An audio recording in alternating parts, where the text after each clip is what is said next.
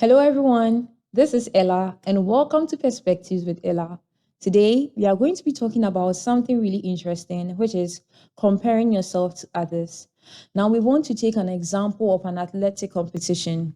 So, in this story of mine, we have two main characters. We have runner A and runner B, and the whistle blows, and they are ready to start running so that eventually, at the end of the day, they can get a winner.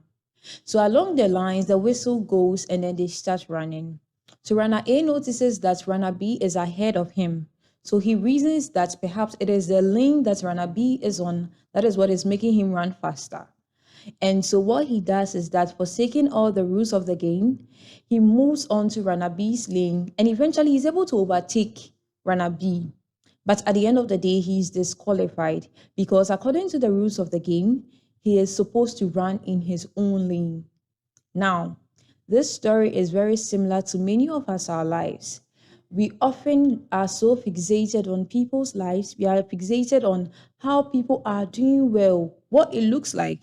People are doing well and all that, and then we are unable to focus on our own journeys. Sometimes we start with people, our colleagues, our peers, even people that we reason that, I was ahead of this person because of perhaps the opportunities that you got, the education that you were privileged to have, and any other things.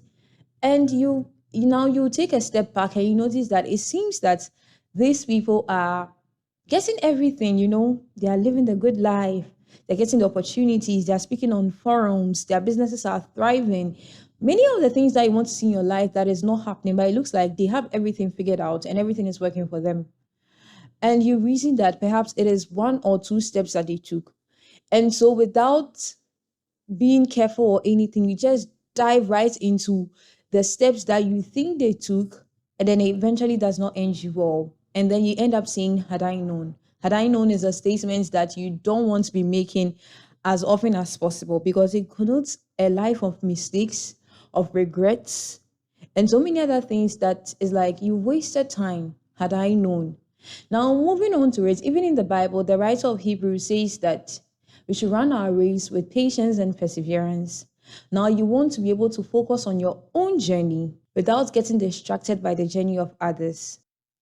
One thing we have to also understand is that comparison, right? Comparing yourself to others, it steals your peace way faster, way faster than failure would. And looking at others, at what others have, and feeling like you are behind is really common. Usually, we are intimidated by the successes of others. But then it is also toxic. That is what we also have to understand. And now, social media makes it even worse. You are always seeing the highlights of life. You are seeing people's flashy accomplishments. You are seeing, I'm happy to announce that, I'm happy to announce that, I'm happy to announce that. And it's like, this app is not just for me. Yeah, like this space is not just for me. And you are constantly comparing yourself to others without looking at giving yourself a pat on the back and looking at your own journey and seeing that I'm doing it. It's baby steps, but I'm still making the journey. It may look like people are not recognizing it. It may look small. You may even despise yourself, but you are not stuck. Baby steps along the way. It makes it. There is a very popular quote that says that if you cannot fly, then run. If you cannot run, then walk. If you cannot walk, then crawl. But whatever it is, keep moving. And hey, you are moving. Baby steps, perhaps it's just a certification that you are getting. It's free and it's not as advanced as you would have wanted, but you are moving. You're adding on to your knowledge. That is progress. That is success. But you are unable to appreciate the progress you are making because you are so fixated on other people's life. And that is when comparing yourself to others becomes very toxic. Your journey is unique.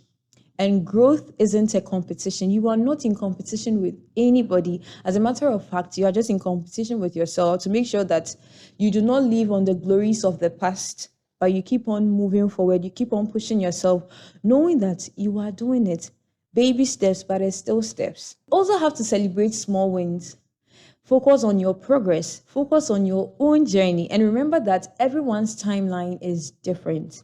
We may all start at stage one, but perhaps somebody's family, somebody's education, somebody's environment may make him get to stage 10 in 2 years.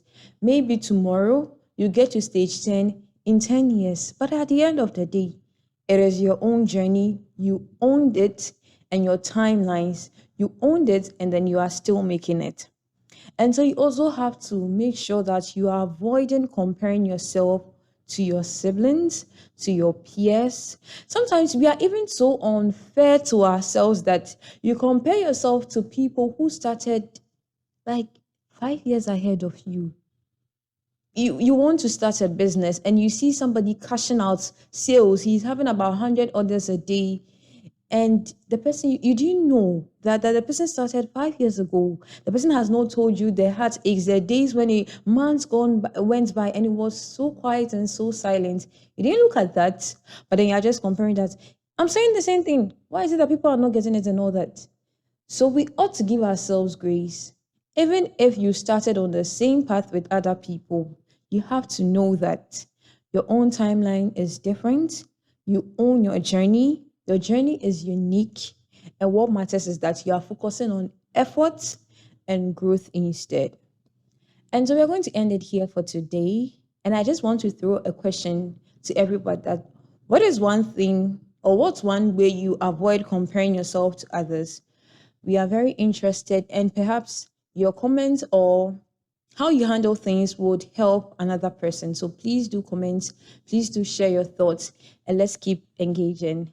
This is Perspectives with Ella, essentially survival tips for the young person. Bye.